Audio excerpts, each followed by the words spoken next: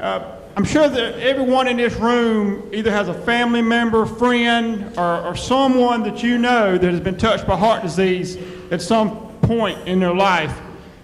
The American Heart Association will be presenting and putting on the Midlands Heart Walk on March the 22nd of this year. And last year, Lexington County Fire Service, along with partners from many fire departments across the state, came out and actually had a bunker gear walk for heart disease awareness. And it poured down rain just like this, and we still had 50 firefighters to come out and 50 or so of their family members to come out. This year we will make it much bigger. Just want to take a quick second here. This is the t-shirt design that we put up for this year for the Heart Walk. We want to have as many firefighters as we can come and walk on the 22nd. We're going to be putting out information. You can go to the Midlands Heart Association, the American Heart Association, either one of those two types of websites, and go and look under Lexington County Fire Service, and it will have the information on the start times. My name is up here, phone number, email. If you're interested, please contact me, and we can get you the walk is free. It doesn't cost anything for you to come out. If you want a t-shirt, we're going to order them by March the 1st, and we'll have them the day before and the day of the event. It takes about an hour to walk. It's a 5K. It's a lot of fun. Come out. Hope to see everybody out there. Like, once again, my name and number up here, and my email address. And we're going to put some more information on the Firemen's Association website as well under the event section. So you can look under there as well and get that information.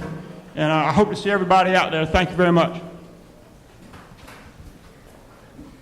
Thank you. And we're going to kind of call to order now, I guess, officially the quarterly meeting of the South Carolina State Firefighters Association, as well as the State Chiefs Association. We're kind of doing this as a joint quarterly meeting. So following the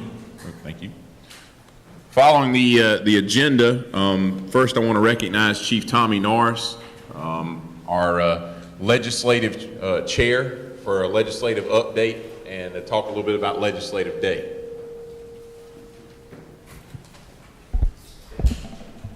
Thank you, sir. Everybody hear me? Good afternoon. Everybody's a little drowsy after lunch. Gamecocks are number 4. This session starts, the current legislative session starts next week. And that's when things will really pick up. It's been pretty quiet. Well, some of the things that we're working on is Act 388. I feel like most of y'all are probably familiar with Act 388. All right, sorry. The state limits what local agencies can levy millage-wise. And I think all of us know that it's probably put a burden on us. The association is working with a coalition of other groups to determine the feasibility of adjusting the Act 388 limitations on taxation in this state. We're working on a possible exemption for law enforcement and fire, or possibly an adjustment to the formula. The omnibus crime bill, y'all familiar with that? The arson bill? We've been working on that for several years. The degrees of arson are now poorly defined, and we have struggled for 2 years trying to get this fixed. The bill we supported in the first part of the current legislative cycle passed the Senate, and we're working to get swift passage of this definition rewrite. The dual office holding, I'm not sure if y'all are familiar with that, but the fire marshal's in the office. Some of you were able to carry a weapon in the process of your duties. The Criminal Justice Academy recently decertified any person which was a fire marshal and carried a Class 3 certification as a law enforcement officer. We have met extensively on this issue with the Attorney General, fire departments, and the Criminal Justice Academy, and we all agree that what is needed is an exemption specifically stating that fire marshals are not dual office holders. And one other thing we're working on is the USAR funding. It's always at the forefront. This year, though, for the first time, USAR funding was placed in the LLR's budget proposal. We'd like to thank Holly Pasaric for doing this. Holly is doing a great job, and we appreciate her help very much. It is and always was the right thing. Now all we have to do is get behind that agency and support them in this move. There's a lot of other things that's coming up. If something comes up on your radar, you can get in touch with myself or Ashley, and we'll try to get it on the agenda. One way you can get involved is March the 26th is our legislative day, 10 a.m. at the State House grounds. And as I believe Jonathan alluded to yesterday, we met with Senator Land back in November, I believe it was. But he impressed upon us that what we're doing really does work. Our presence on Legislative Day is what we need to be doing. But also he impressed upon us that we need to be inviting our legislators, your local legislators. When you have a meeting, when you have a barbecue, when you have a fundraiser, get them there, shake their hand, tell them how much you appreciate what they're doing for us, and the things we're doing are working. One other thing I want to say is your South Carolina Firefighters Association. There's our legislative committee. We work on several things. We support several things, but please know that what we're doing is for the best interest of the Firefighters Association and for each of you. And if we're not moving as fast as you would like, please let your voice be heard, but we are working on your behalf. And that's my report, Mr. President.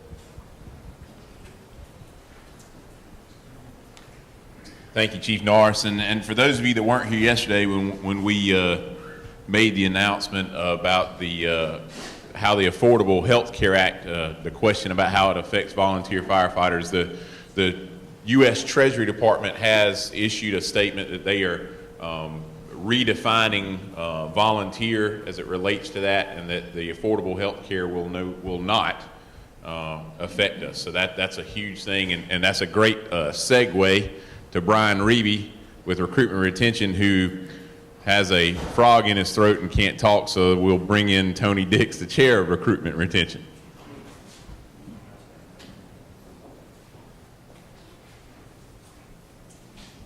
Both of them work? How about this one? Oh, there you go. Lay that one down. Usually I have Brian do all my talking for me. I sit in the back of the room, but he's played sick today, so he gave me a list of things to share with you all. First of all, let's talk about the Recruitment and Retention Committee. Their activity report, their primary focus of the committee this year has been the SAFER grant for recruitment and retention. And Brian, as you know, is our grants coordinator, and he's doing the footwork for the grant. And his activity report more or less consists of this. It says that the second year of the grant program is pretty much complete, and we've had year two is complete, and we've awarded some scholarship or some grant funding to some CAPE centers, and those this year were R.D. Anderson in Moore, South Carolina, the Baltimore County Career Center, Westwood High School in Blythewood, South Carolina, Lancaster County, and Sumter County. We have funds for 2 more career centers, and we're going to look at those applications and requests for funds when we get back together again and try to select 2 more. There were a number of foundation scholarships that were not able to be funded through the Firefighters Association's foundation, and they asked if we could fund those through the SAFER grant. As part of our SAFER grant application, we were out there trying to fund high school students who were leaving high school and going to forward their education in fire or EMS, and we didn't have many of those this year that came up. You know, there's very few knew about it and very few applications for it, so we had some funding left over for it. And in order to do that, we had to get an amendment with the grant to allow that funding to take place as far as using some folks that were applicants from the foundation. And so we were able to award those funds, and we had close to 12 of those folks we got awarded some money, and those folks were going to further their education in fire or EMS. And so they qualified for it, and we were able to use the funding for that instead of losing it. Also, the Department of Homeland Security approved the use of the grant funds to conduct 3 public, I guess you want to call it public read the thing right there. Public reach outreaches. Basically what we're going to do, we put funds together to try to do a statewide campaign of recruitment and retention, and found out that the cost was going to be impractical for the funding that we had. So we reached out into some areas where they were pretty hot and heavy on trying to do recruitment and retention. And so those areas are Oconee County, there's Newberry City and Rural Fire, and Dorchester County. And we're going to do a 6-month campaign with those folks to try to see what we can do to do a little public relations work with them and see what proceeds or what benefits they gain off of that. And we'll put that forward into some future marketing with the association. Safer dollars are being utilized this weekend. If some of you have heard about, we're doing some Fire Chief 101 video in this weekend, talking to some different leaders. The Fire Chief 101 project is funded with this grant, as well as the recruitment and retention presentations that's going to take place at the Fire Rescue Conference at Myrtle Beach. And the grant writing seminar that's going to be held today with Vicki Pritchard, we're funding that as well. And so, just to complete up on a few more things, if you're coming to Myrtle Beach this year, you want to make sure, if you're interested in getting your Career and Technology Center involved in some type of program that can help support your fire department with, new recruits and volunteers, you want to get into one of the programs that we're going to have in place. And one of them is going to be about the high school career centers and the ABCs of CAPE programs and fire training and how that works out, and how maybe you can take that information back to your local school district, whether it be the high school or the career center, and say, hey, can we start one of these programs here? We've got the curriculum, we've got the student material, we've got everything we need. We just need to get your instructor ready to go through the fire academy, and we can deliver these programs, generate some volunteers from our community. On the other hand, Brian Reeb is going to present a program just on recruiting and retaining at the conference as well. And if you need any assistance with recruitment and retention, as far as if you're trying to get something going in your fire department or in your community, just contact the association office. Brian, myself, or some of us will get together. We've got folks in each region of the state that's what they're just waiting to do, to go out and try to give you a hand somehow with some knowledge, some tools, some different things that we've learned over the years to try to help you with your recruiting program. Now I want to switch hats just a little bit, if you will mind, Mr. President, and talk about the National Volunteer Fire Council just a little bit. And the big thing we were going to talk about today was going to be the Affordable Health Care Act and how it was going to be impacting the volunteer fire service, and how the NVFC is working hard with the legislative body up in Washington to try to make that change. Well, as you've heard this morning, the results have been positive. We've got, the change underway, that things are going to look good for us as far as that goes. But the NVFC was in that hot and heavy trying to get things going. They had a lot of different folks that we represent across the United States. They got a hold of their representatives in Washington. In fact, we even made it into the national news circuit with our director of the NVFC, and they were able to, kind of put the pressure to some things. So anyway, so the NVFC continues to be your voice at the level up in Washington to try to look out for some things. Our priority is on AFG and on safer funding, and making sure that those funding numbers stay up and the division gets done properly, where the volunteer fire service gets their proper share, the combo, as well as the career departments. And also the United States Fire Academy's funding, we're out there trying to push for that, as well as a list of all kinds of stuff that's beneficial for the volunteer fire service when it comes down to tax breaks and benefits and things like that. So anyway, the NVFC is going to be hosting a fire training summit the weekend following our fire rescue conference in Myrtle Beach, in the city of Myrtle Beach. I don't know the location exactly yet where they're going to be hosting it at, but I want you to get onto the NVFC website, look it up. They're going to have like a day and a half session up there. There'll be some scholarship funds available to maybe help you with transportation costs and the cost of the program. It's going to be dealing with health and safety issues, as well as it's going to be dealing with fire prevention issues as well. So if you want to learn more about the workshop, we were lucky in South Carolina to get one of the workshops brought in. They're moving it all over the United States to different places, and they chose Myrtle Beach as one of the locations. So there'll be a lot of people coming in from around the Southeast to get to it, and I think they got openings for about 60 in the program. So if there's nothing else, that's all I have from the recruitment and retention, as well as the NVFC.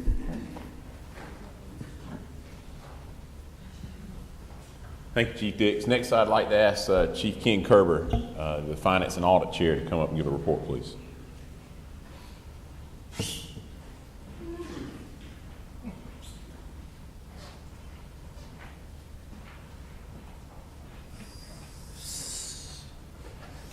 Thank you, Mr. President.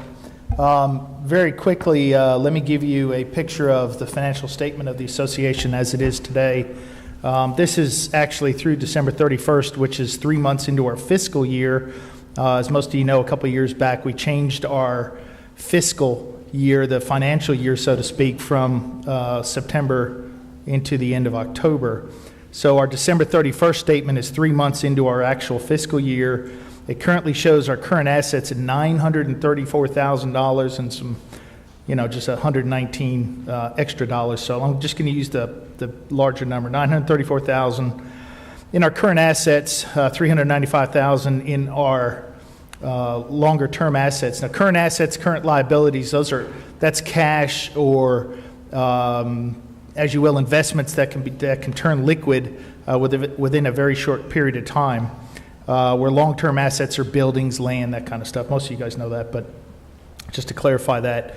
Our current liabilities as of December 31st were only $62,000.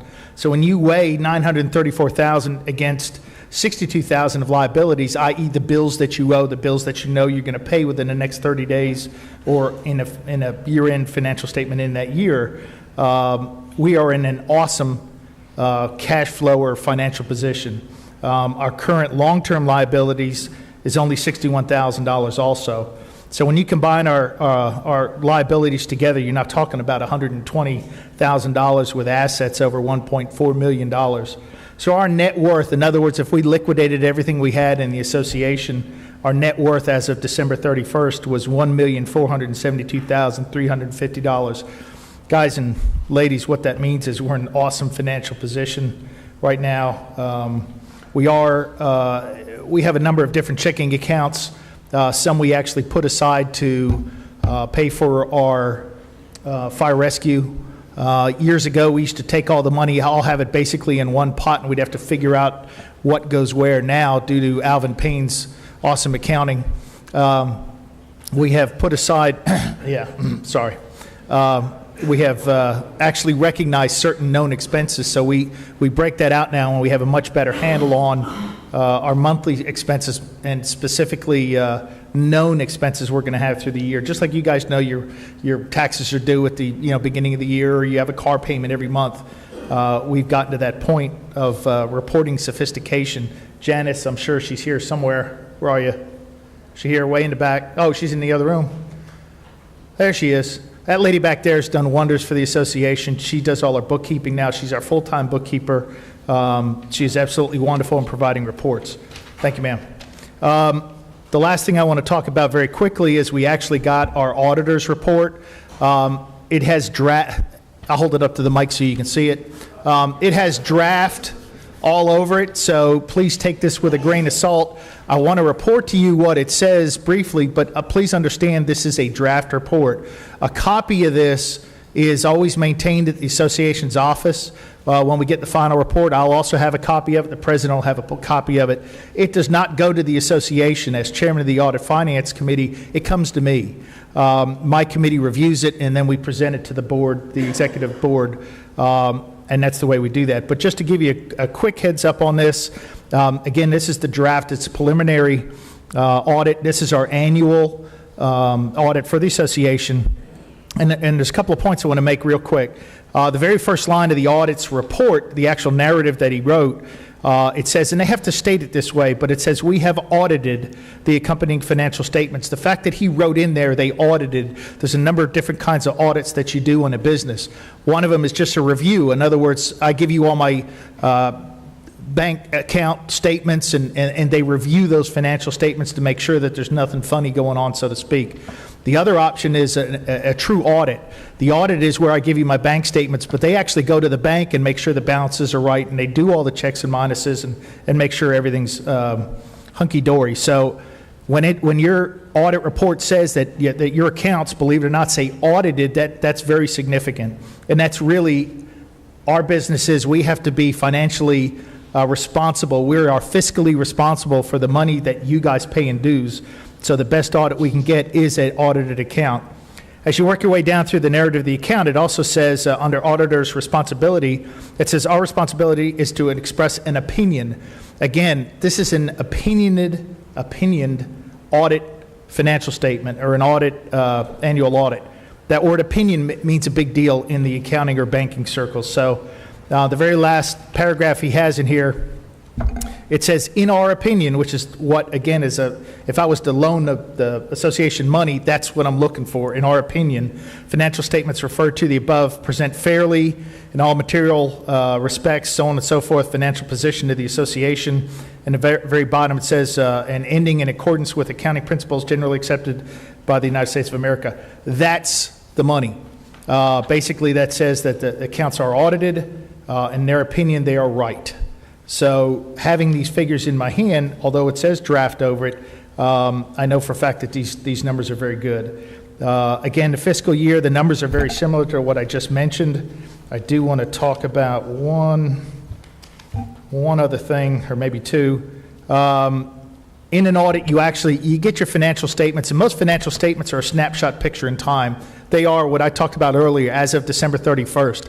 On that day, that's how much money we had in the bank. On that day, that's the money you had in your wallet. Okay, the very next day, we may have paid $300,000 worth of bills, so our cash position would be different. One thing in an audit, we actually get a cash position, a cash flow report, and that talks about where your cash is. You can make all the money in the world on your check, but what are you paying your bills with? Out of your checkbook, actual cash. That's what pays bills. Receivables doesn't pay bills. Payables doesn't pay bills. Land doesn't pay bills. It's actual cash. So it's very important that we get a cash statement to understand how our cash flow is. And again, just to report to you, in the audit for the fiscal year of last year, we started out with $577,000 in cash or liquid assets, liquid current assets. We ended with $631,000.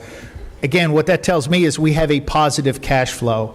We didn't dip into our, I don't want to say savings account, but that's probably a good way to put it, which is another good thing. We didn't have to use money sitting out there.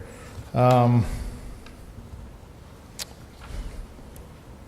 was one other thing. Accounts receivables. This is the last item, I promise, Mr. President. Accounts receivables, this in the audit, it talks about all of our accounts receivables. And accounts receivables is obviously money that people owe us, are unsecured and considered to be collectible. Therefore, there is no allowance for doubtful accounts. And what they mean by that is, how can I put it? If we ran a bank and I loan you money, and I have a feeling that I'm going to lose 10% of the money that I loan, we have to offset that money and put it in reserve, so to speak, because we know we're going to lose money, a certain percentage. The fact that our receivables, that we don't have any type of reserve or offset, so to speak, means that our receivables are good. So on our books, when we have $50,000 worth of receivables, they're typically from the Fire Academy or LLR or somebody like that. So the auditors look at our receivables and say, okay, there's a 100% chance basically you're going to get what's owed to you. And that's another wonderful thing to look at it in a financial statement. So I didn't mean to kind of give an accounting lesson, but that's my report. Are there any questions? Bottom line, we're in good shape. I could have said all of that and we're in good shape. So, thank you. Okay. Thank you, Bruce. You know, I think two of the main strengths that our association offers is just what Ken was just saying, is our financial position in combination with good leaders, good stewards of our money, and that leads us to our mission is taking care of you, our members, who've entrusted us with leadership, who've entrusted us with the finances, and that kind of leads me into our next presenter, Chief Dennis Ray, our Member Benefits Chair.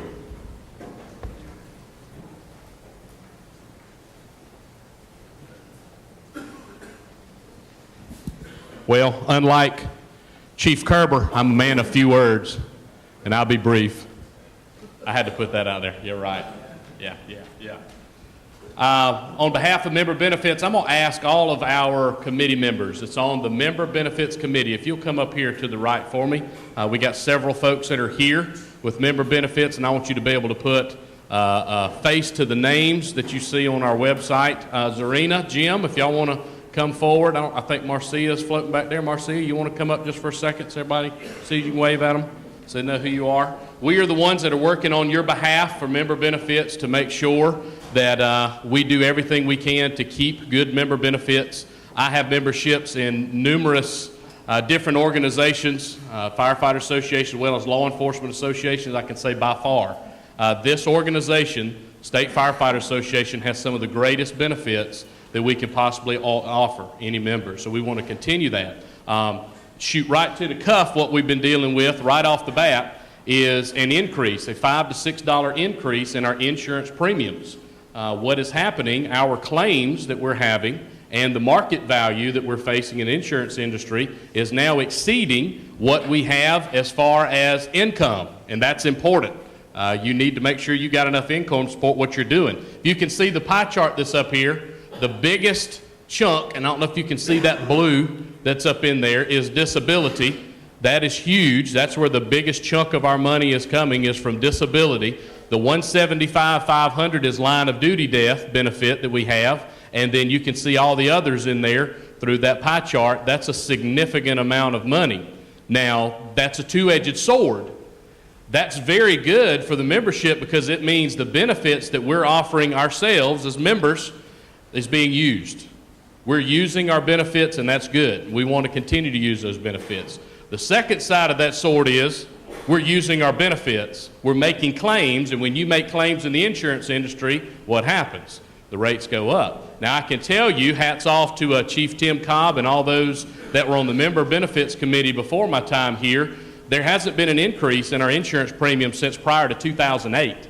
And as chief of a combination fire department, I can say that hasn't happened for me. Every year, I've had to increase my budget. So that's good. We're at that point. Here's the choices. We decrease benefits or we increase our premium, $5 to $6. $26 of your annual membership goes to insurance. The other $9 goes to operations and support of the association. So the $26 is what we're talking about. You're going from $35 to possibly $40, $41 at the most. Bigger departments may not be a big deal. Smaller departments, we take that very seriously. The folks you see up here, we have went over every possible alternative to find out what we can do to address it. And the last thing we want to do is cut benefits. So what we've been able to do is maintain what we have. We're obviously using them.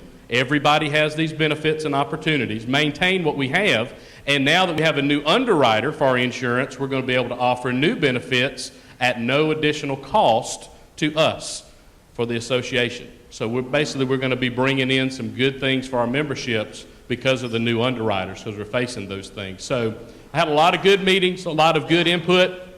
Jim's up here, Zarina, Marcia, all the member benefits are here. Please grab us, pull us to the side, let us know any questions and concerns you have. And I know I sound like a broken record when I come up, but the website, scfirefighters.org, go under members, go under benefits. There is a long list of all those things that you have. Chiefs, we need to make sure we relay to our firefighters, these are member benefits that's offered. These claims that are in here being used, if any of your folks qualify for those claims, make sure they're using them. These are member benefits for our members. We want to keep those going, and we're going to make sure that we do that. Second thing you'll see on the website is discounts. We've been working hard to provide as many discount programs for our members as we can. You pull your member ID out, you show your member ID to a restaurant, gas station, businesses, car dealerships, whatever it may be. We want to find statewide discounts for all of our members. If any one of our members knows of a facility, a business, a restaurant, a hotel, dealership, whatever it may be that loves firefighters and always helps you out, we're trying to find those. We will get a letter from them saying that they will offer that discount so we can keep it on file at the association. We want to put that on the website so all of us are aware. You show your ID at this particular restaurant, this hotel, whatever, and get a discount. So it's not just insurance, it's other things we're working on. The president has challenged this group to find more living benefits without taking away from the death benefits. The natural death benefits, I hope you understand, we have over 100 claims from families of firefighters every year that you see in that memorial service for death benefits. That's over $665,000 that has been paid off since 2008 and 2012 just for the natural death benefit. That's huge. If any one of you chiefs and firefighters have had a family that suffered a loss of a member of the association, that is huge, especially if it's accidental. They get an additional $3,400 on top of that, be a total of $5,000 for that family. We don't want to lose that, and we're going to do everything we can to keep those benefits and keep those things coming. Zarina, Jim, thank you for what y'all do. Member benefits, Marcia, appreciate all you do coming to the meetings and staying up with it. Definitely work very, very, very hard on your behalf, and we're going to continue to do so. Now, I'm going to turn it over to Z, right? Just real quick, I just wanted to add, with this increase, it's not going to be an increase that's going to come every year. This hopefully is going to buy us to stay the same for the next 3 to 4 years. That way we can maintain. As long as we maintain our loss history, the way that our risk has been so far, then the $5 increase will allow us to be able to do that. So that way you won't expect that every year. Just wanted to make sure. Do you have any questions or concerns? One more thing. Okay. Because now's the time to ask. We just want you to start being prepared because this is something that is looking at coming out in your October bill for 2014. You have one more thing? Supplemental insurance, especially you chiefs in here. I hope every fire department is offering your members some type of supplemental insurance, specifically for on-the-job injuries. I had a learning curve 3.5 years ago, finding out that my career firefighters, if they're injured on the job, workman's comp's only going to pay 2/3 of their salary, which means they're losing right off the bat 1/3 of what they would normally bring in, and they're injured in my fire operations. Volunteers who have other jobs will only get $186, something of that nature, $186 a week, regardless of what they worked in their jobs. Chiefs specifically, firefighters that are in here, take it back. If you don't have a supplemental policy, your folks are going to be out of a significant amount of money. Go to our website, go to the association. There's plans out there that's promoted here through the association, supported to help protect our people in the event they're injured. We really want to encourage you to look into the supplemental insurance to make sure your volunteers will still receive what they were making before the injury, and your career firemen will do the same. I'm going to put that plug out there. Okay? Mr. President, it's my report. Thank you.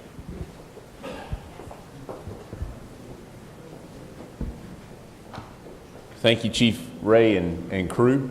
Next, I'd like to recognize Chief Charlie King, the chair of our Hazmat Committee, for a report.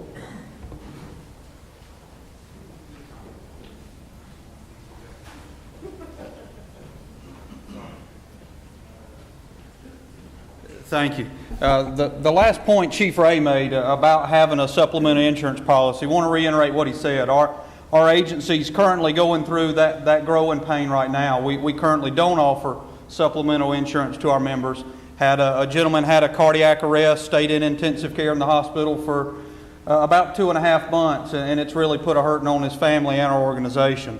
Can't stress that enough. That's a service we're going to be providing to our members pretty quickly, so certainly important to you members. But one of the benefits they didn't talk about, simply by being a member of South Carolina's Fire Service, is that you have a hazardous materials committee that's working in the background to keep you safe every day.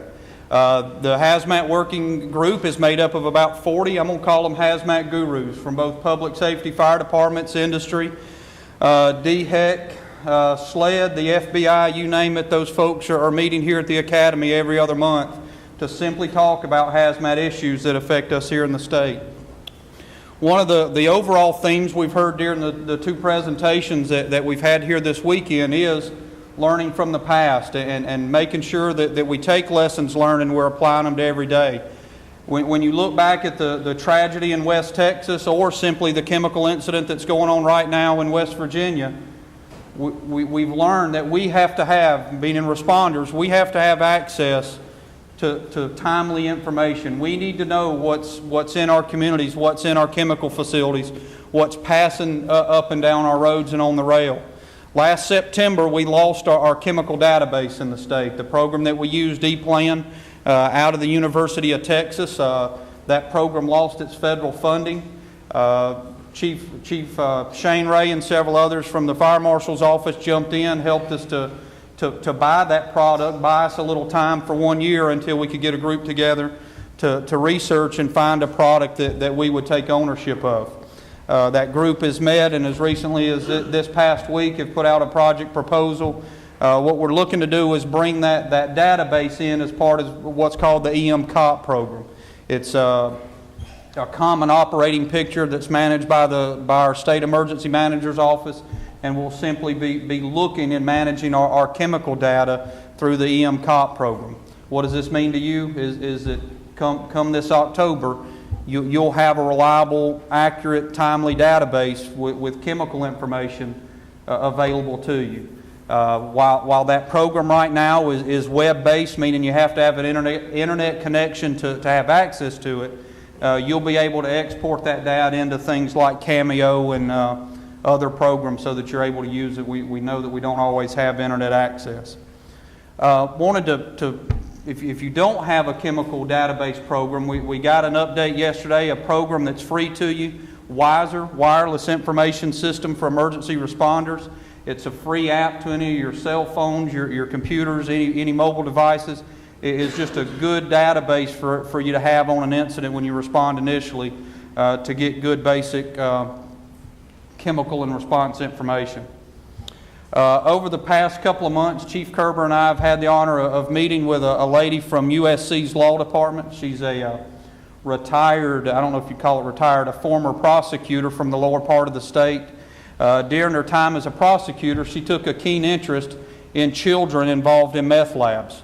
They're kind of the unspoken thing of a lab we all have responded to, operated at meth labs. When we leave, the bad guys go to jail. Typically, the homes go to ruin, and nobody knows what happens to the kids.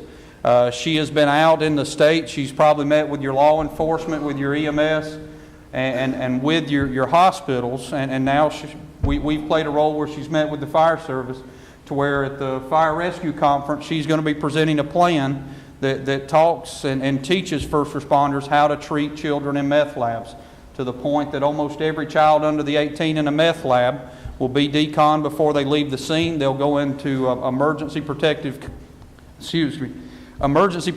custody. They'll go with EMS to the hospital, and their care will be taken from the hospital. So she's really doing some good things and looking out for children in meth labs. And we look forward to seeing that at the Fire Rescue Conference. The Hazmat Working Group has recently published and put out our first training video. If you go to the South Carolina Firefighters.org website, we've just put out an ammonium nitrate video which talks about the hazards that were faced in the West Texas explosion. That's the first of a 4-part series we're going to be putting out. The other videos will be dealing with carbon monoxide response, hydrogen cyanide, and chemical suicides.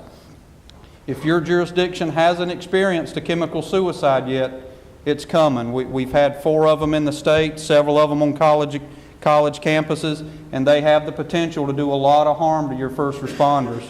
And when we say harm that cannot be reversed. So those types of incidents and the chemical suicides are very important to us. We're working with the Firefighter Mobilization Committee and establishing 7 regional hazmat teams. This will help us to streamline the mobilization process. When you have an incident in your area, you call for help. We've already pre-designated 7 FEMA Type 1 teams existing in fire departments in our state to respond to your type of emergency. So we'll hopefully have more to celebrate on that at the beach. And simply, if you've got a hazmat guru within your department, if you're one yourself, Hazmat Working Group meets here at the Fire Academy the 2nd Thursday of odd months throughout the year. So welcome you to come and join that group. So, Mr. President.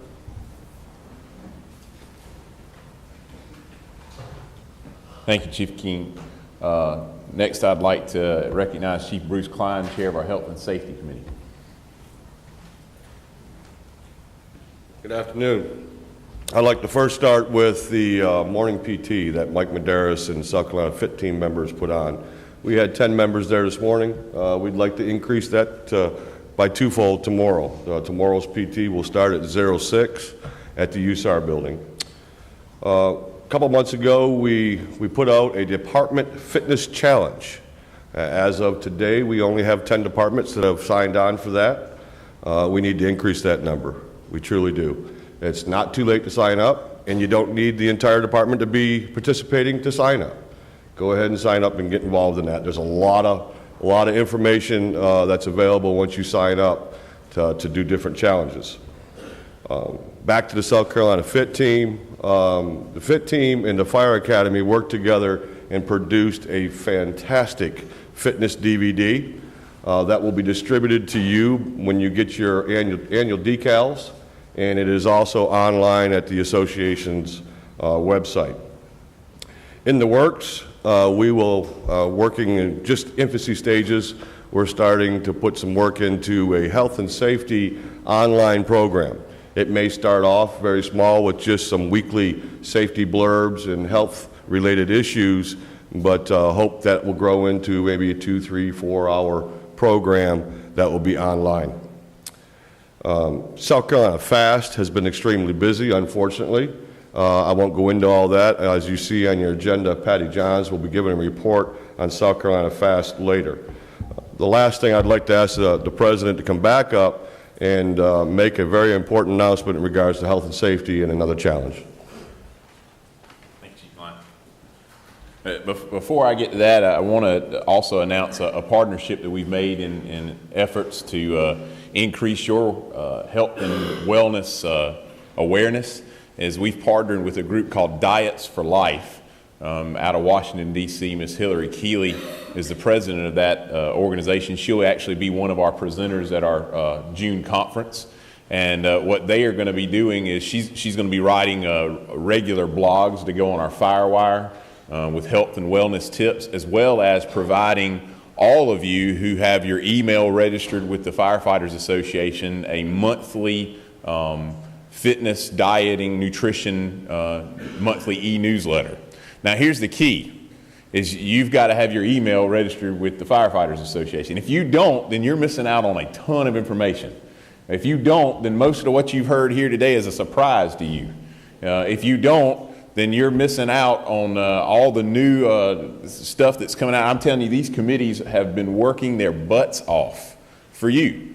And the best way to stay connected is either through social media and through email. So if you signed up the registration desk, then when you put your email there, we've got it.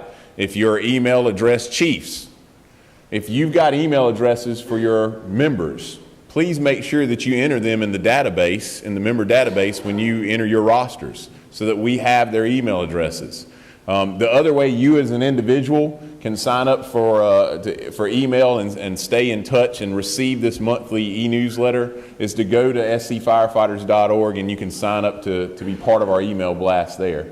But that's kind of exciting. She's offering that free of charge to the association, and we're proud to be partnering with Diets for Life. And next, the announcement that Chief Klein alluded to is, you know, I initiated a fire department fitness challenge where you challenged yourselves.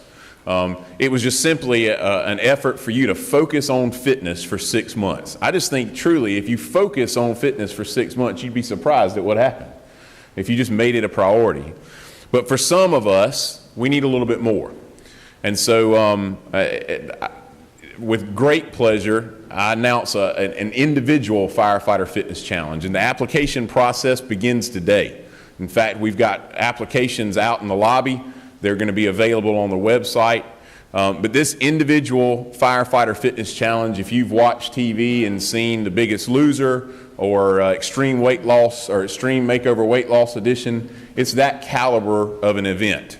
We're going to have an application process, an interview process, and narrow it down to 8 to 10 participants for a year-long program. It's going to be personalized, medically monitored weight loss. We have partners with a physician's assistant, a professional trainer who's an exercise physiologist, and a professional nutritionist. You're going to get individualized medical plans, nutrition plans, weight loss plans, prescribed exercise plans. But in addition to that, because the truth is we could give you all that, but if we don't have somebody that's riding you to do it, it's not likely to take much effect. So in addition to that, you've heard Chief Klein talk about our South Carolina Fit team. And we're going to be pairing each of these participants with one of the members of our South Carolina Fit team from our regions. And they're going to give you personalized peer fitness training on a regular basis. Now, it's not going to be every day, but at a fairly frequent occasion, they're going to be getting together with you and making sure that you're able to do these exercises in the correct manner, because we don't want injuries. but also, honestly, more than anything else, to be motivators. Because most of us lack the motivation to do something about our fitness problems. All of us talk about it. We see line of duty deaths listed and it's coronary related, and we know, Shane Ray, we know predictably that the majority of our line of duty deaths are going to be related to coronary incidents. But yet, every year, that's the number. And we don't do anything about it, and I'm just as guilty of it as the rest of you. So we're going to do this. We've already gotten some requests from the state level news media. I think we're probably going to get some national news coverage over this. If you're not one of these people, you know somebody in your department that needs a lifestyle change. This ain't about line of duty deaths, although it certainly, I think, will help towards that. This is about lifestyle change. This is about walking your daughters down the aisle in 20 years. This isn't about going home at the end of the call, or the end of the day. It's about going home at the end of the career. And so you know someone in your department that needs this. Go home and get them to sign up. It's going to be huge. I put awards and rewards. The awards is you're going to, the winners are obviously going to get an all expense paid trip to our conference because we want to feature you. We've also partnered with some of our gear manufacturers, and they're going to get brand new turnout gear because hopefully they've had enough of a physical change that their gear doesn't fit anymore. But the rewards are much, much bigger. As my Uncle Richie would say, they're huge. Ken Kerber, they're huge. They're huge rewards. And the rewards is a healthy lifestyle. Being able to go out and play ball with your son. Being able to get in a tree stand. And you all know what I mean by that. So again, it takes motivation. And sometimes it takes motivation to get people to realize they need a lifestyle change. So if you're not one of these people, I guarantee you know somebody who is. You know somebody who needs this. And I hope that you'll sign them up. And our application process is going to run through the end of March. Then we'll begin our interview process and narrowing those people down. We'll announce those 8 to 10 participants at this year's conference. So we're excited about this opportunity. And next, I want to call up Cheryl Holland from Abacus Planning Group, talk a little bit about our retirement system. Cheryl, could you also talk about some of the personal finance stuff you're going to be doing for us?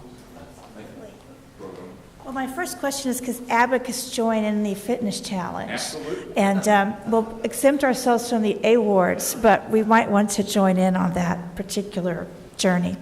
Thank you all. I'm glad to be what I hope was a bright spot in this incredibly gloomy, rather strange day. Since I last reported to you, the retirement plan is up 11.6%. And that means over the past 5 years, after all the fees and expenses, we've annualized at 10% annualized. And I don't think anybody in this room at the depths of the financial crisis thought that we would be able to recover so much of what we were able to recover, given all that our own country and the world faced at that time. I don't know what the future holds. I always like to talk a little bit about 2014. I do not have a crystal ball. I certainly wish I did for what I do. But I do know this, as you think about some of you who may enjoy farming or gardening, we do have a portfolio that has a number of different crops planted. So in 2014, whether we have good weather, bad weather, lots of sun, or too much heat, we've got some pecan trees, we've got some catfish in a pond, we've got lots of corn, and so something will thrive, and we're back in an environment where we are having investments thrive. Your portfolio is about 50% growth, about 15% in kind of hedged or insurance investments that might hedge us from inflation or lots of risk in the market, and about 30% of it to 35% of it, depending on the day, is in very safe bonds. Of course, in this environment, we haven't made much money on our safe investments. We've made a lot of money on our growth investments, but that's okay. We have to have both because we don't have a crystal ball. I do just want to mention a couple of issues on communication. Each of you will get a letter from us and for Toledana over what's happened in the last 6 months in the month of January, and you'll get an invitation to join us at a webinar that we do every 6 months. This time it will be February 25th at 2 p.m. We then post that on the website so that if you're not able to listen and attend, you can always retrieve that historical conversation. We've also visited 12 departments this year, which is the most invitations I've ever had, so I'm thrilled. And we got in about 20 invitations for this coming year through our annual chief survey that we do by phone for input for us. So if you've not invited Abacus, it might be me, it might be Charles, it might be Bethany, to come visit you and talk one-on-one with your members of your department, please invite us. We love to get out and really hear from the people we serve on a daily basis. And then finally, as mentioned, we are very excited through the work of the association to be partnering on providing healthy financial advice, just like you're beginning to get advice about healthy life habits. We're being able to provide through tips and resources healthy financial tips. So whether you want to know, how do I get a good mortgage in this environment? How do I get rid of my credit card debt? How do I save for education so I can walk that child down the aisle after I educate them through college or get them through technical college? We're going to be partnering with the association to give you that information. So if you've got a question that you would love Abacus to share knowledge about, just email me, call Chief Ray, however you want to get that done, and we will make sure we address that question to you all financially. So thank you for mentioning that. We're really excited to be a part of that and to being able to make healthy firefighter financial relationships. So when you retire and you get that lump sum of money, you know exactly the right thing to do with it. Thank you, Cheryl. I'm excited about that. They're also going to be doing some classes at our June conference on financial freedom, dollars and cents. And I don't mean like cents with the C, common sense. And so I'm excited about that partnership, and thank you for that. You know, Will Vinay always gives me a hard time. I use a lot of country analogies to farming and catfishing. So, Cheryl, I appreciate that. I understood everything you were saying. I thank you for that. So the next person I want to recognize is Zarina Harmon to come and give us a report from the South Carolina Firefighters Insurance Service.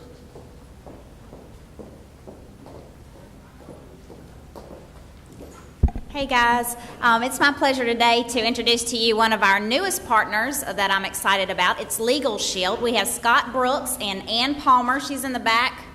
Where's she at? There you go, Ann. They're going to be around for a little while after this if you'd like to ask them any questions. It's just one of those things that they do a variety of things, and I thought it would be great if they came and gave a little spill, a few minutes, just to let you know what they do and that you're able to contact them or contact our office for their services. Thank you, Scott, for coming. Good afternoon, everyone. Thank you, Zarina. And thank you, Mr. President, for inviting us to be a part of your meeting here today. My name is Scott Brooks, and Ann Palmer is in the back. Real quick, as we get started, we're going to be referring to this handout that was distributed all around the room during the lunch break. If you don't have this handout with the Legal Shield information that I'm going to just go over real quick, just throw your hand up. Ann will be happy in the back to make sure that you get one of these so you can follow along, and we'll be happy to accommodate you while we move through this short presentation. So we're real excited about our partnership, as I said, and in my hand I have my Legal Shield membership card. Now, this membership card entitles me to a lot of privileges that I otherwise would not have without this card. And because of our relationship with the South Carolina Firefighters Association over the last 14 months, we've been able to successfully put this card in over 1,100 firefighters' hands to protect them and their family against two primary areas that our services address. The first area is the escalating cost of legal expenses. The average cost of an attorney in South Carolina per hour is $284 an hour. And at $284 an hour, most people don't pick up the phone to call an attorney to get their questions answered, to make sure their legal rights are being adhered to, and to know how to deal with every situation. The other side of our program deals with comprehensive identity theft protection, monitoring, and identity theft restoration services. Now, what I'm going to do is just take these next couple of minutes and just review these benefits and what the membership covers. Basically, if you have this membership card in your hand, and we've been over to 50 fire departments this past year. We'd love to get out to many, many more fire departments this year. The Legal Shield membership, folks, gives you the ability to speak to an attorney about any issue, whether it's a trivial issue or a traumatic situation that you're dealing with, so you always know what your legal rights are. And the real benefit is you never get a bill in the mail. And with the card, there's a phone number on here to a top-rated law firm that we use in South Carolina. It's good in 49 states. We have top-rated law firms all across the country.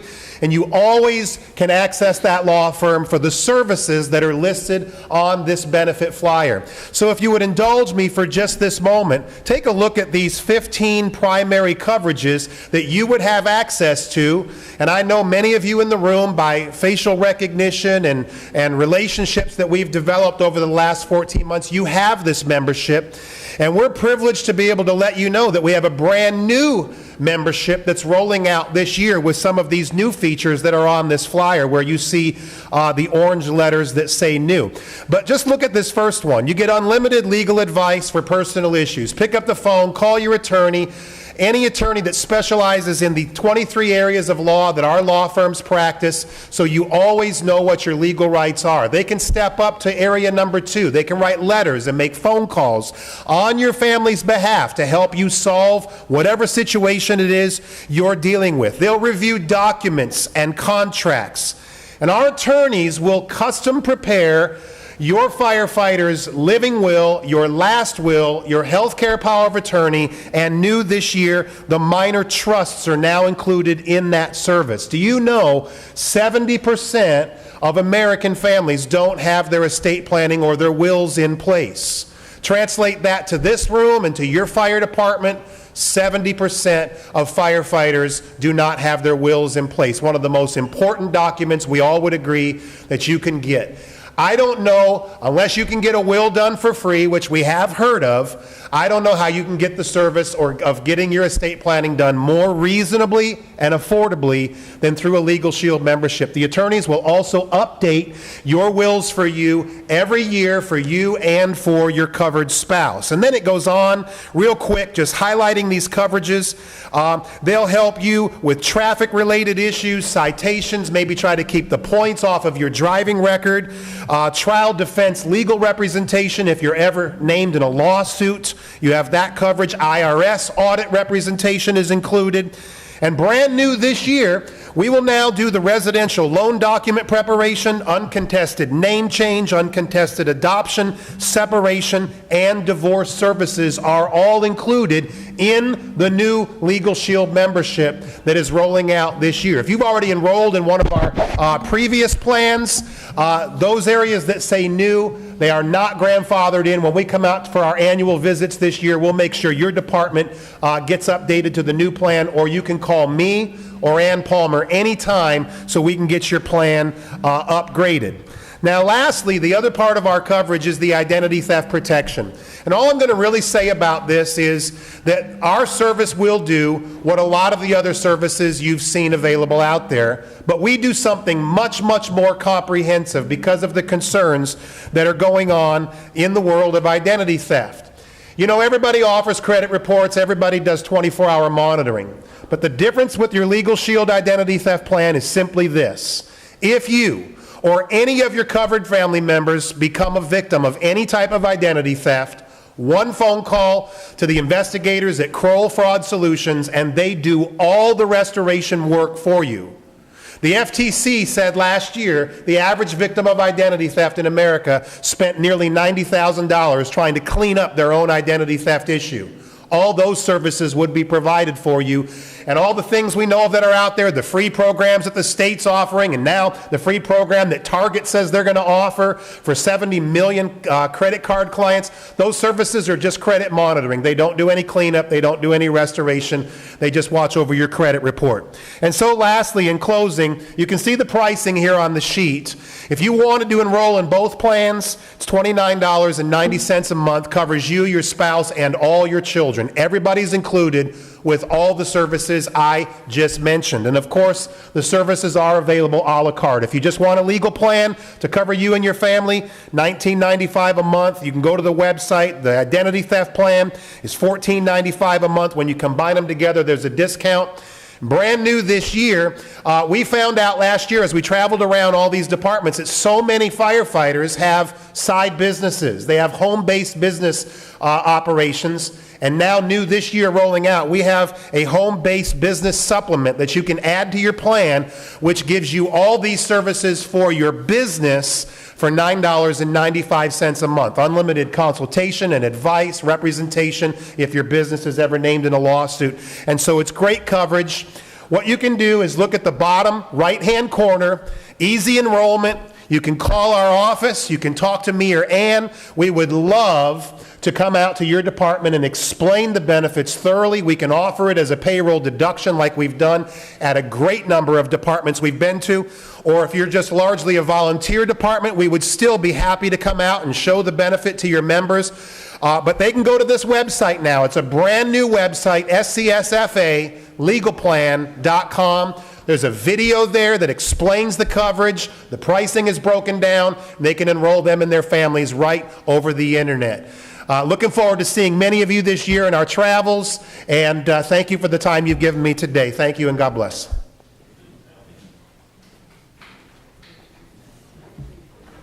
Next, I'll ask Patty Johns to come up and give us a report for our FAST team.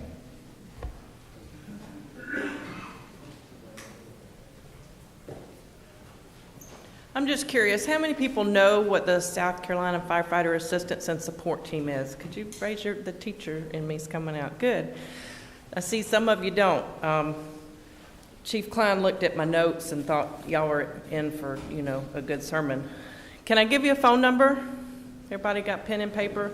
1-800-277-2732. That's a 24-hour number where you can call. Chiefs especially, we want to give everybody one number they can call to find out how to get help. I want to tell you just a little bit about FAST. Firefighters, EMS, law enforcement, all of the first responders that go out, and I don't have to tell anybody in here the stuff that we see, the stuff that we deal with, the stuff that happens, and it piles on, especially careers in here 25 years and longer. It gets heavy. It gets real heavy. Sometimes it gets so heavy people don't want to do it anymore, and we lose really good firefighters and other first responders, and we don't want to do that anymore. We want to be able to help people learn how to process through the call, how to process through this pile of stuff that we have to deal with on a daily basis, or hopefully not a daily basis, but too often. FAST team centralizes around two things right now. Mostly we want to train you to know what stress is, what it feels like, what it looks like, whether you recognize it in yourself or you recognize it in a brother or sister that you're with at least every third day, and what to do about it. We have an hour-and-a-half training program that we can come. Most training nights, we made it to fit that, so we would love to come get with me anytime. That number I just gave you will work if you want us to come and do some training with you. Secondly, we can help you get all the training you need to start a peer team within your department, county, region, whatever it is. We can get you guys training as a group to be able to do that and maintain that. Down at the conference, we will be having a 2-day session, so I encourage you to look into that. Secondly, responses. We've had a few responses. In fact, we've had 7 responses since December 18th. Bad calls, hard calls. I don't need to go into it. Bad stuff happens around you. So we're being used, we're being called on, which we appreciate, when we can go and help one department, they can reach out and tell another department, look, give them a call. That Patty person, she's a little crazy, but she's really okay. So responses, we're not going to come to you. I might give you a call, or one of the team members might give you a call and say, look, I heard you had something really nasty. Can we do anything to help you? But mostly we ask that you call us. And if you're a chief and you know another department has just had a really bad one, call and say, look, we can get you some help.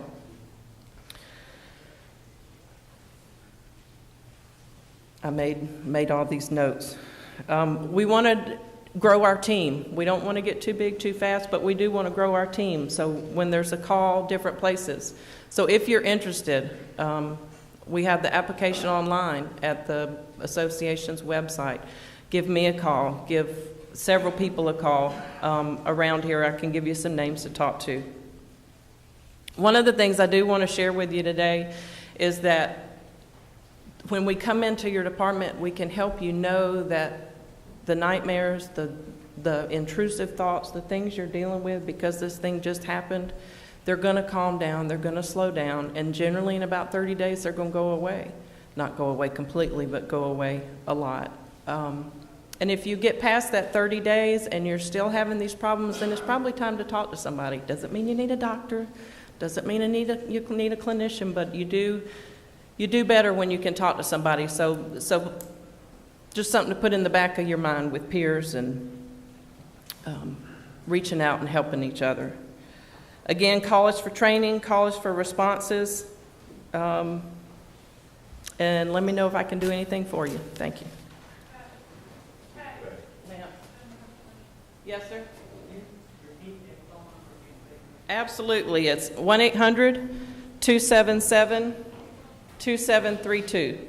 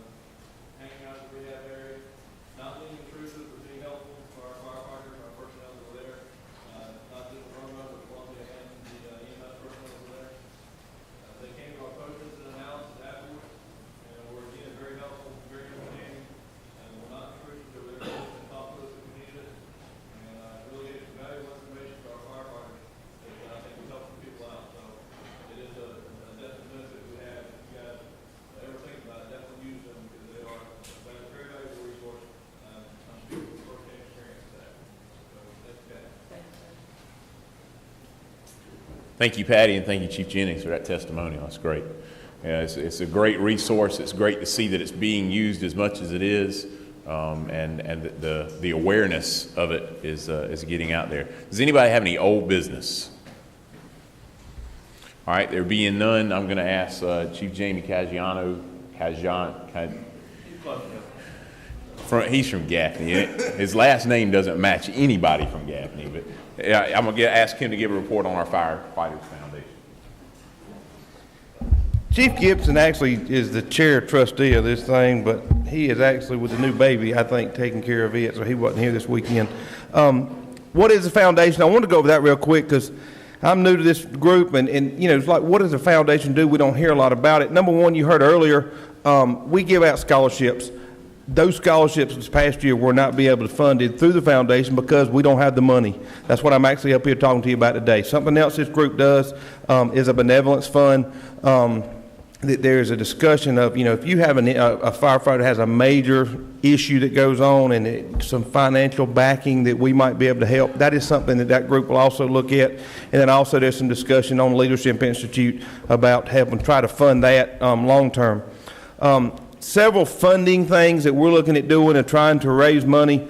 The first one is going to be March the 14th. It's going to be a golf tournament. It's going to be in Spartanburg, South Carolina. This is the Wednesday before the Spartanburg Burns.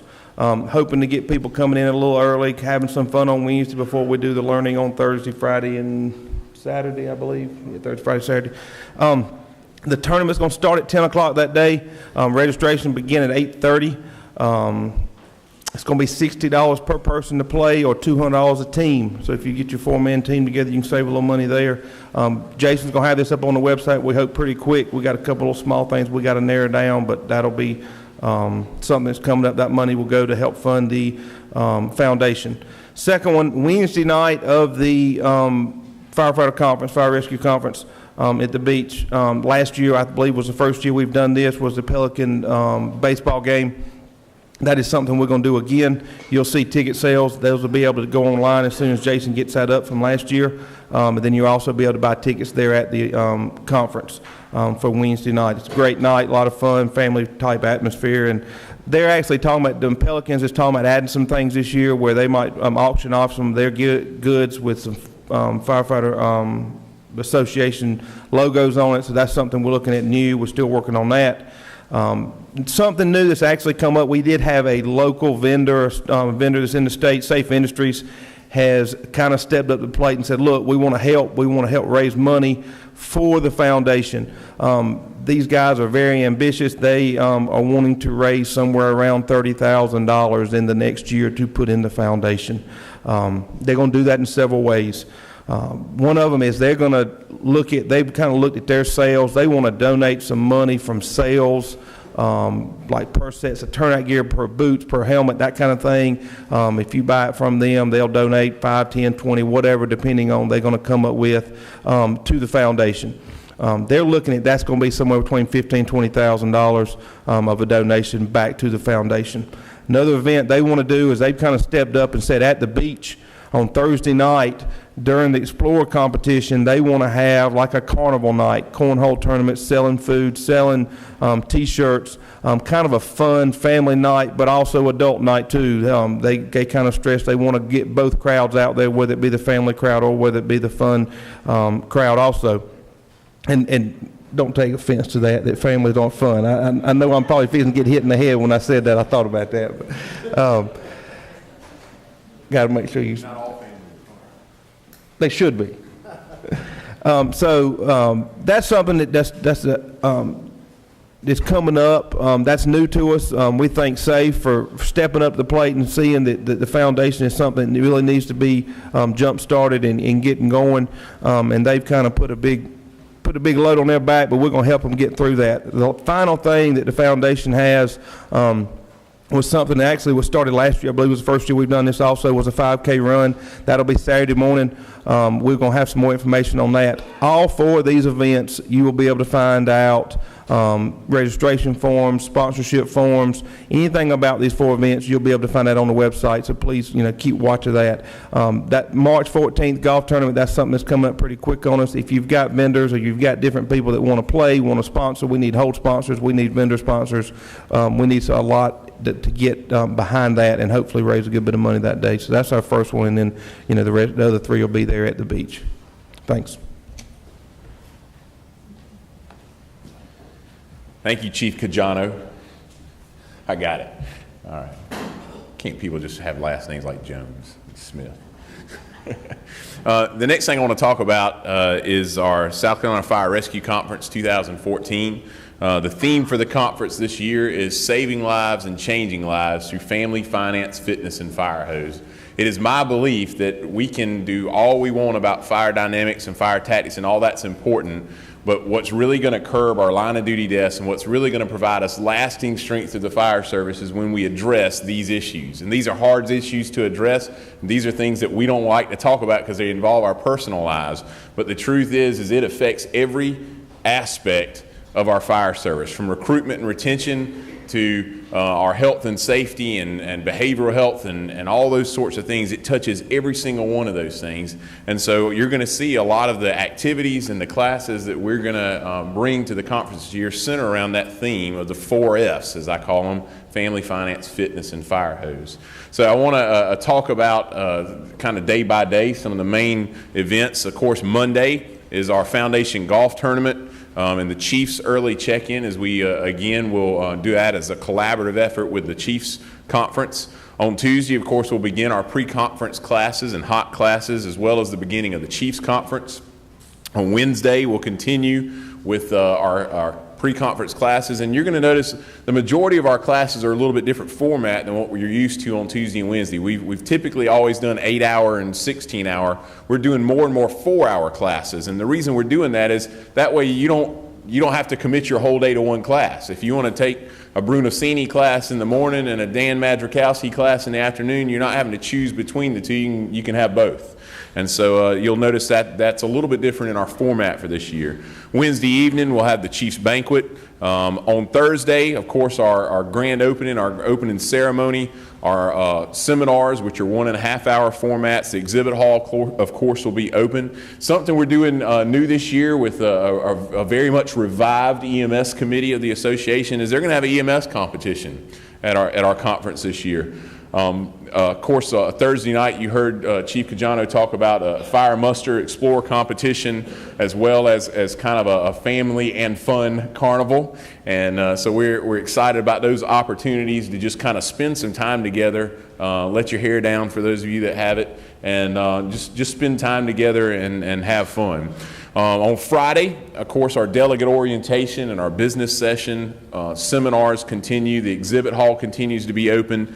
And then on Friday night, we'll all be at Broadway at the Beach. Something we're doing a little bit different at Broadway at the Beach this year is we'll continue to have the Broadway at the Beach Bash there at Celebrity Square. But we've been able to partner this year with WonderWorks. And if those of you that don't know what WonderWorks is, it's that big upside down looking building. And we've been able to partner with them, and we're able to offer to you admission to WonderWorks on Friday night for $5 a ticket. And so normally it's about $23 to $25. $5 to get in is a treat. 5 hours of fun at WonderWorks, and we've got limited space available. We can only go to the first 400 people to sign up for those tickets. But in addition to getting in for $5 per person, we also have the availability of a family meal deal for $10, and that gets you a large pizza and 4 drinks. So a family of 4, go spend 5 hours at WonderWorks and take your family out to dinner for $30. You can't go get a burger at Broadway at the Beach for $30 for 4 people. So it's an incredible deal. It's not a either or. You can go spend some time over at Celebrity Square and then come over to WonderWorks. If you want 2 pizzas, it's $20. You know, so.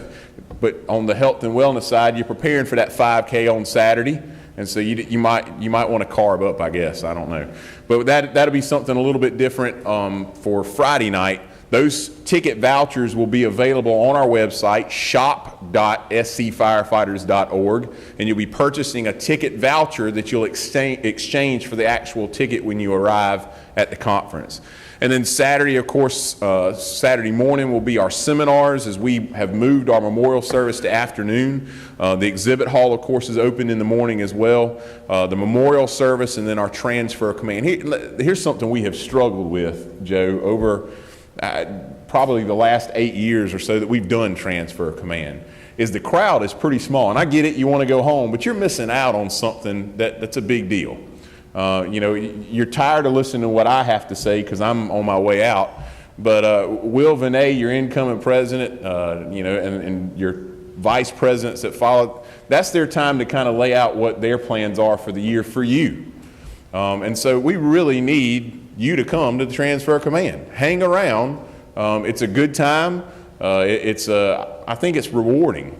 When you see and listen to the leadership, the future, as we're going to talk about, of the South Carolina Fire Service, talking about their plans for you and how they plan to continue to build benefits for you.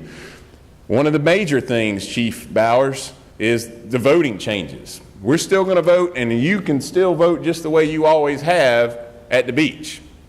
But however, as we have traveled the state and listened to folks, there are a lot of people that just simply, they don't have enough 1% money to make it to the beach. But they have every right to vote for 4th vice president as those of you that can't afford to go to the beach. So we're going to be able to offer this year, no different than the IAFC and other organizations out there, the ability for you to vote for 4th vice president online. So if your department can't send delegates, you're going to have the ability to vote for 4th vice president, to share your vote and your voice online prior to and during conference. We're going to have some kiosks set up at conference for you to vote, in addition to standing in the traditional line and voting with everybody else. So if you're one that likes to vote there at the voting machine, keep doing that. That's fine. But we want to be able to give everybody else the opportunity to vote as well. So that's going to be a major change and I guess a little bit of a learning curve for all of us, but be prepared for that. All right. Next, I want to ask Chief Shane Ray to come and give us a report from the South Carolina Division of Fire and Life Safety.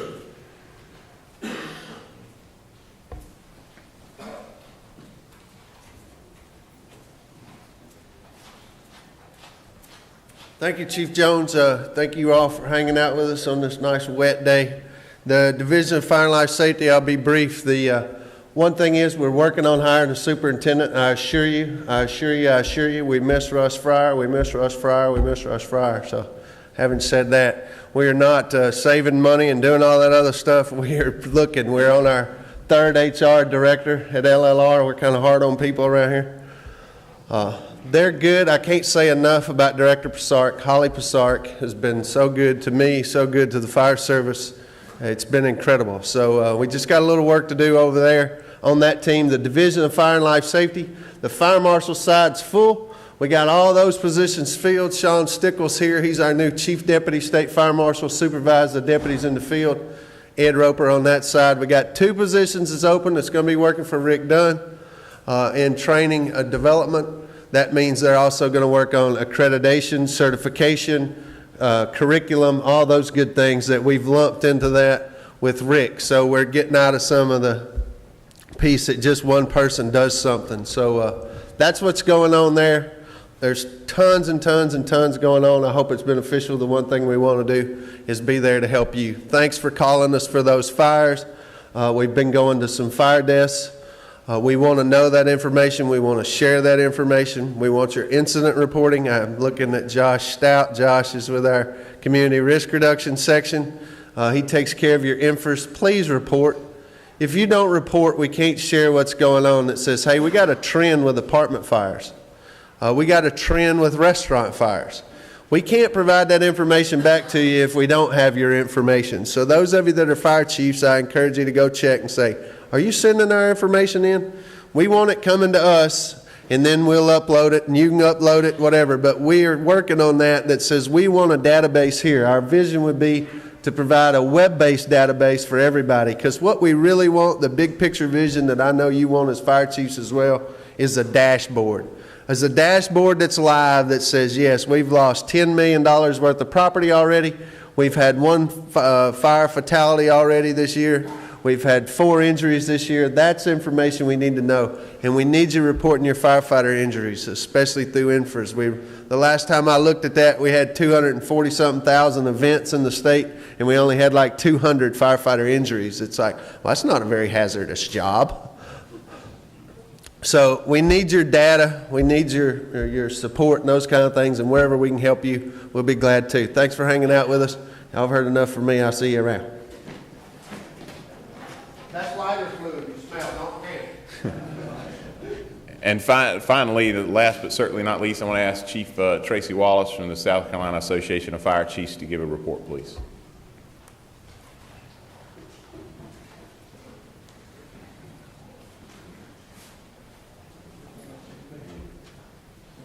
I'm going to go ahead and bring my guys up because we're going to try to be brief.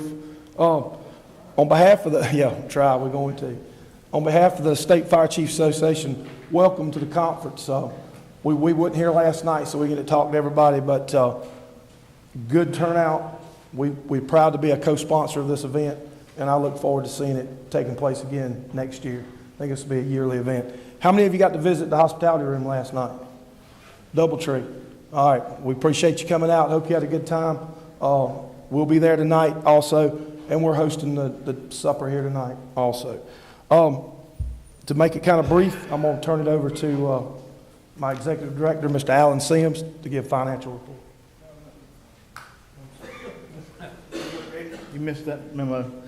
No, I will be brief, just a couple of quick items, since we are pressed for time, and the main part of this thing is for training.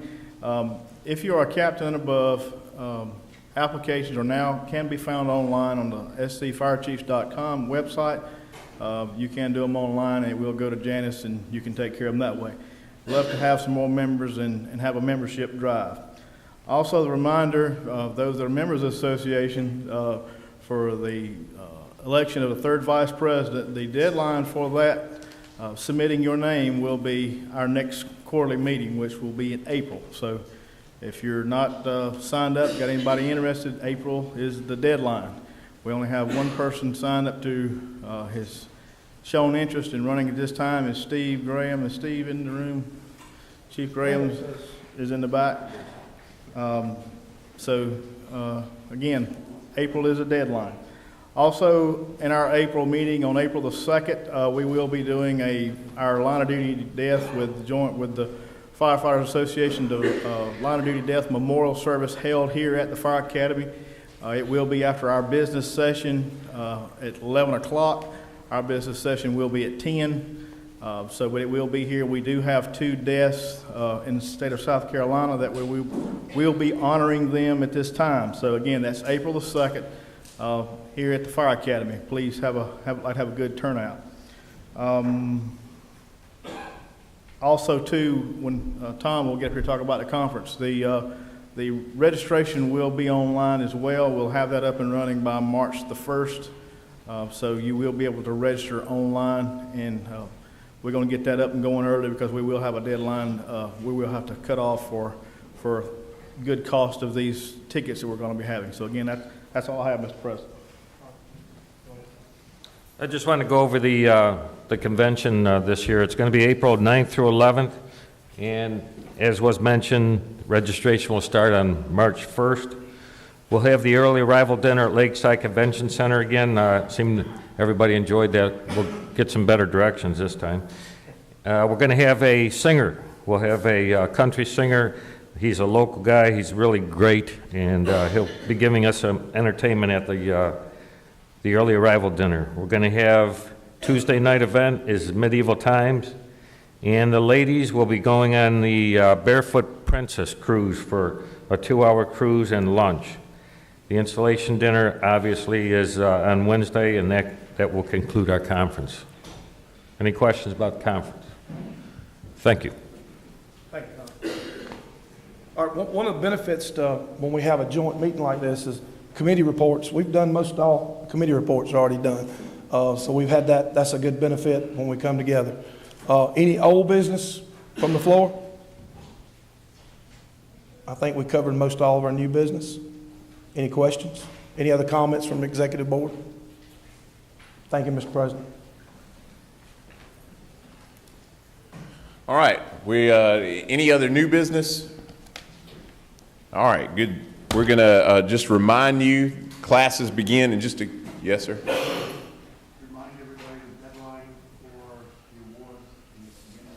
Yeah, the deadline for all Firefighters Association awards is the end of this month, January 31st, so please make sure you get those in. Just a reminder, class is starting in just a few minutes. You can refer to your handout for where your classroom is located. Please be careful. I'm sure the sidewalks are a little bit slick, and it is